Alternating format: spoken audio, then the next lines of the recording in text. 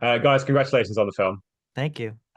I was doing a bit of research after seeing the film last night during the day today, and I have to ask you this question about your Zoom pitch for the movie and what actually transpired because I only read it on Wikipedia and I was like, I hope this is true, but I have to find out A, if it is true, and B, Yeah. how you managed to pull that off because pitching for movies is a hard enough job as it is. But when you're pitching for something like this and you're having to do it over Yeah, Zoom, I can imagine that process was tough. they could But do it a sounds whole like you pulled it Wikipedia off. article just on how we pulled it off. Yeah, when you pitch to direct a studio movie, it's a lot like an actor auditioning. You Hmm. do a meeting where you say what you would do with the movie if you got the job. Then you get a callback, you get another callback. So we had our final round of callbacks with the heads of New Line Cinema and all the producers of the movie, and we knew we were going to go through our pitch of all the images that we had pulled together to tell them what we would do.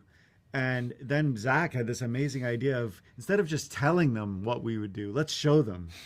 And let's, and we figured out how to kill ourselves live during the Zoom by using, a combination of Zoom meeting technology and the virtual background feature in Zoom and a separate system for playing sound and all these different tricks that we used to make it look live, where the fireplace started lighting the room on fire.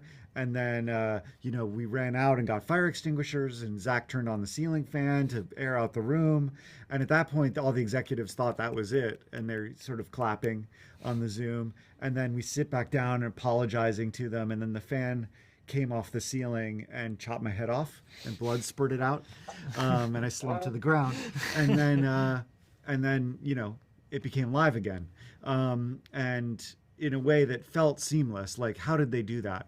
And really, we had a lot of fun doing that, and we wanted to kind of get across the tone that we were trying to create for this movie, where it would be gory, it would be surprising, but it would also be a lot of fun.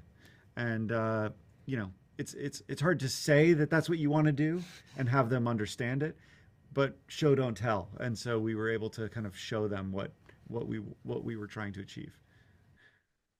It's fantastic. It's such a good. That's if I get to the end of the year and that's not one of my favorite interview stories I've ever heard, then I would have done well in this job. Coming into a franchise like this, obviously there's been five films before yours, and there's a plethora of fans. But for you guys, what was the kind of the call for you to want to do something like this? Because many people have done it before, and horror is kind of thriving in the last few years, Yeah. in terms of what it can do and everything else. So what was the lure and what was the benefits for you in terms of like this is something that we would we would love to Yeah, do? I think the biggest lure for Final Destination, beyond just how much fun the franchise is and how creative it is, and is that at the end of the day, the movie's villain is the filmmaking because there's Mm, no personified antagonist. There's no monster or shark or guy with a knife or any of that. It's very unique that you never actually see the guy who's killing everybody. It's just the universe slowly unfolding this tension and these insert shots, and really at the end of the day, the filmmaking. And so it's super creative as a filmmaker to think about how can you create the ultimate amount of tension just with close-up shots of a beer bottle and a lighter going into a barbecue and a piece of glass within the grass, like, and how do you shoot those shots and what lens do you use and how do you edit it all together to keep it feeling exciting and interesting and surprising and incredibly, making people want to just cover their eyes and look away even though nothing's really just happening. You're just doing a close-up shot of an object, and that is all in the filmmaking. So a lot of ways Adam and I, as the directors, get to be death. We're the ones designing these incredibly elaborate sequences that are ultimately going to kill someone. And, that is really unique as a filmmaker to be able to kind of dive into a genre space where the filmmaking is basically the horror. how early into the process was the IMAX decision made? Because in the last couple of weeks, we've seen Ryan Coogler obviously embrace IMAX and have Yeah. two different Yeah. formats going for Synod, and people are absolutely loving it. They've had to put more things on. Obviously, Christopher Nolan makes these epic movies on IMAX. Yeah. But there's obviously unique challenges with IMAX cameras and how they operate and stuff. So how is it bringing that in to a horror film? Because the audience is expecting certain things, and then when you get these, because I watched it yesterday on IMAX, and some of the sequences you're talking about, like the beer bottle, just 3 times the size or something. You're just like, oh my goodness, this is not going to end very well. So Yeah. when did you make the decision, and how easy did you find it, or did you find it quite tough? It was such a treat. It was before we started prep on the movie, that we started talking to the IMAX people, and the for example, bringing the opening sequence to life on IMAX was such an exciting thing. I have a fear of heights, and we were constantly trying to figure out how to make people feel vertigo in new ways and make them feel unbalanced up in the sky view. And doing that on an IMAX screen where you can see that level of detail and so immersive was such a fun treat. But the other thing that kind of got us really excited, the IMAX team really encouraged us to use the change in aspect ratio as a creative tool. They didn't tell us how. They just said, you can use this as a creative tool. When and where it expands to IMAX is totally up to you. And we realized that with Final Destination, there's such an interactive quality to the audience experience. You're watching the movie, wondering when death is coming, what death is going to do. And so we designed a shot in each death sequence to be the moment where death arrives. And that is when it expands to IMAX.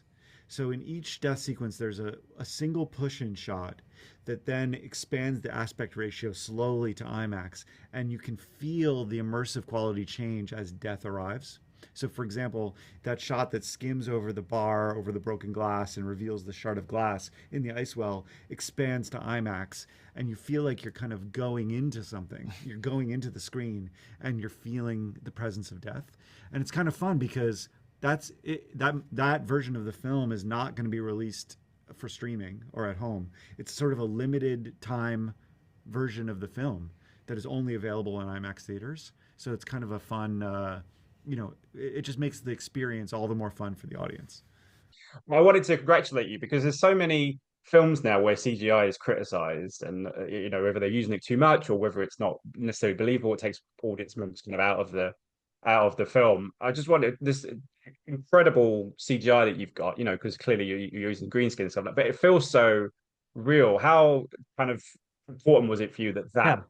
really was immersive like that? Because We if CGI doesn't feel real, you kind of you exactly. maybe lose the battle a little bit. Yeah, well, we both have a background in post, so we know visual effects very, very well. But it was extremely important for, I think, for the theatrical experience, but also for horror, that it feel real, so that you feel the stakes of what's happening as being real and not a cartoon.